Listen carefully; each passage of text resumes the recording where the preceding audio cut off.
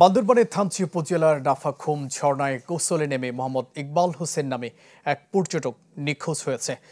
Police ও স্থানীয় প্রশাসন জানায়, চট্টগ্রাম থেকে 17 জনের পর্যটক দল আলীকদম হয়ে কোনো প্রকার গাইড রেজিস্ট্রেশন ছাড়াই প্রশাসনের চোখ ফাঁকি দিয়ে থানচির নাফাখুম ঝর্ণায় ঘুরতে যায়।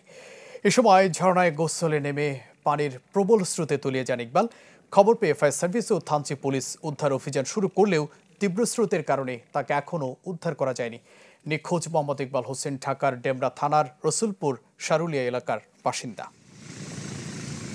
গতকাল বিকালে ওনারা নাফাখুমে ঝর্ণায় নামার পরে আমার মনে হয় একজন হয়তো পা পিছলে বা কোনো একটা কিছু হয়ে পড়ে যায়। তারপর আর তাকে তারা খুঁজে পাননি আর কি। হ্যাঁ, আমরা ফায়ার সার্ভিসকে অবগত করেছি। ফায়ার সার্ভিসের ডুবুরি টিম তো আসলে চট্টগ্রাম থাকে, ওখান থেকে লোক আসতে হবে।